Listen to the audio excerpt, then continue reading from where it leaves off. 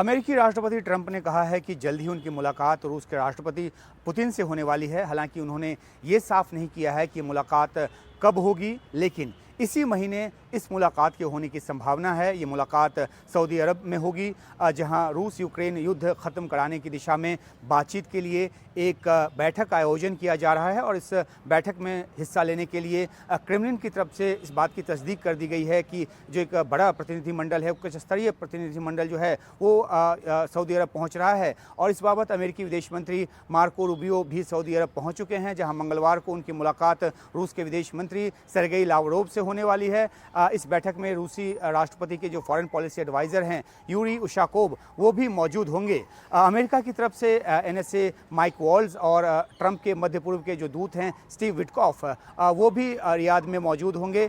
ये सभी मिलकर बातचीत को एक ऐसे स्तर तक लाने की कोशिश करेंगे जिसके आधार पर ट्रंप पुतिन की जो मुलाकात है वो होगी। हालांकि सऊदी अरब की बैठक से कोई अंतिम नतीजा निकल कर आएगा, युद्ध वाकई में रुकेगा, इस बात की संभावना बहुत कम है, क्योंकि यहाँ यूक्रेन और रूस के जो अधिकारी हैं वो इसमें हिस्सा नहीं ले रहे। यूक्रेन के राष्ट्रपति ज़ेलेंस्की कह चुके हैं कि वे किसी ऐसे समझौते को नहीं मानेंगे जिसमें यूक्रेन को शामिल नहीं किया गया हो और यूक्रेन के पक्ष को पूरी तरह से न सुना गया हो, उसके हितों की बात जो है जिसमें न की गई हो। यूक्रेन के साथ साथ यूरोप के देशों को भी इस बात का अंदेशा है कि अमेरिकी राष्ट्रपति ट्रंप किसी समझौते तक पहुंचने की हड़बड़ी में यूक्रेन और यूरोप के हितों को अनदेखा कर सकते हैं। और जिस तरीके से ट्रंप की तरफ से बयान आए हैं, उनकी इस चिंता को वो और ज़्यादा पुख्ता करते हैं।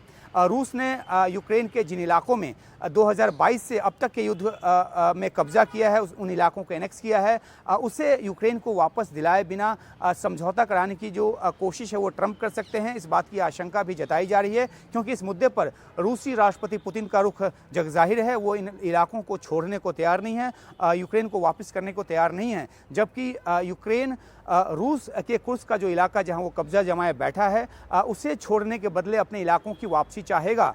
नेटो की जो सदस्यता है वो भी एक बड़ा मुद्दा है। म्यूनिक सिक्योरिटी कॉन्फ्रेंस में तो ज़ेलेंस्की यूरोपियन आर्मी बनाने तक की सलाह दे चुके हैं, और वो इसलिए क्योंकि नेटो के खर्चे को लेकर ट्रंप लगातार सवाल उठाते रहे हैं और वे नेटो से अमेरिका के निकलने तक की जो बात है, जो धमकी है, वो दे चुके हैं। इस तरह का संकेत भी उन्होंने दिया है।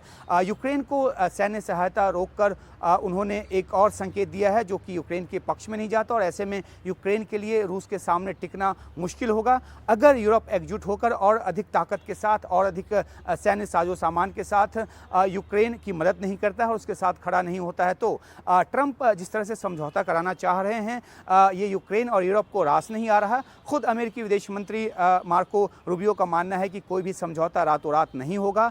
रूस की हर शर्त को मानकर ट्रंप यूक्रेन को घुटने टेकने को कहते हैं, तो ये भी जो है वो संभव नहीं होगा, क्योंकि यूरोप के अपने अंदेशे हैं कि यूक्रेन के बाद रूस जो है वो आगे और बढ़ सकता है। तो फिलहाल सऊदी अरब की बैठक पर सबकी निगाह लगी हुई है, और समझौते की दिशा में एक संकेत राष्ट्रपति पुतिन ने तब भी दिया था जब प्रधानमंत्री मोदी के साथ उनकी द्विपक्षीय बातचीत और उसके बाद जब वो प्रेस को संबोधित कर रहे थे। लेकिन अभी निगाहें तमाम इस बात को लेकर लगी हुई हैं कि आखिर किन शर्तों पे ट्रंप जो है वो रूस को झुकाने की कोशिश करते हैं, या फिर उनका पूरा का पूरा निशाना जो है वो यूक्रेन को झुकाने के ऊपर रहता है। तो ऐसे में समझौता मुमकिन नहीं होगा, और यूरोप जो है एकजुट होकर यूक्रेन का साथ देगा, क्योंकि यूरोप का हित भी जो है इसमें जुड़ा हुआ है।